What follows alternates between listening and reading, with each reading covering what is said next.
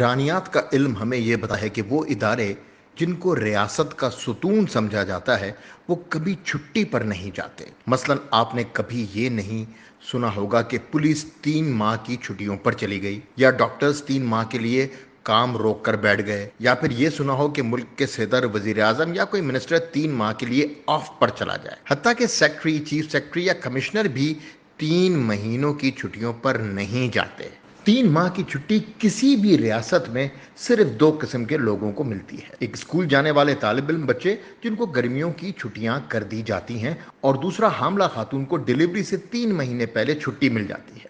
सुना है supreme court के जजों ने भी अपने आप को गर्मियों की 3 माह की छुट्टियों का नोटिफिकेशन जारी कर दिया है। और अब हैरत की बात यह है कि सुप्रीम कोर्ट के जज ना तो बच्चे हैं और ना ही हामला हैं, मगर फिर भी इनको 3 माह की छुट्टी पर जाना है।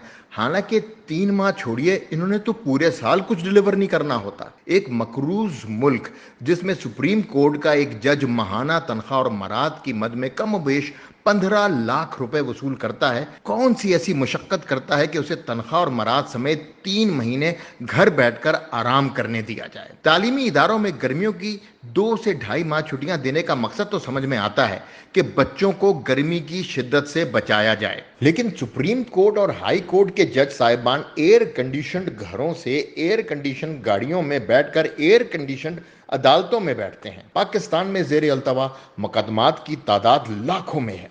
साइलीन बरसों से अपने केस की समाअत का इंतजार करते हैं।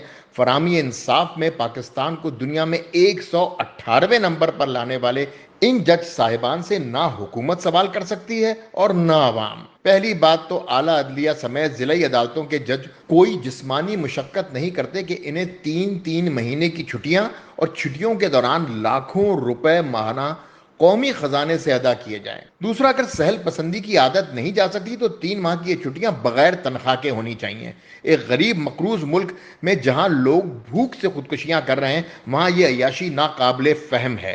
लेकिन अलमिया यह है कि जजेस या अदलिया के बारे में जायज बात करें तो भी तौहीन अदालत का डर रहता है, जिसकी वजह से हुकूमतें खामोश तमाशाई बनी तमाशा देखती हैं। हुकूमत पाकिस्तान को चाहिए कि फौरी तौर पर जज बनाने के लिए सिर्फ और सिर्फ CSS की तर्ज पर मेरिट सिस्टम रखा जाए। आज जिसको कहीं और दाखिला नहीं मिलता वो वकालत में दाखिला ले लेता है। हुकूमत को चाहिए कि जिस तरह डॉक्टर्स, इंजीनियर्स बनने के लिए एंट्री टेस्ट होता है, इसी तरह वकालत में दाखिले के लिए भी एक कड़ा इम्तिहान और एक मयारी इम्तिहान का एक मसवदा तैयार किया जाए, ताकि हर ऐरा गैरा वकील बनकर वकालत के मुकद्दस पेशे को दागदार ना कर सके। और बात यहीं तक नहीं, फिर एक दिन मुअज़्ज़ज़ जज बनकर पूरे मुल्क का बेड़ा गर्क ना करे।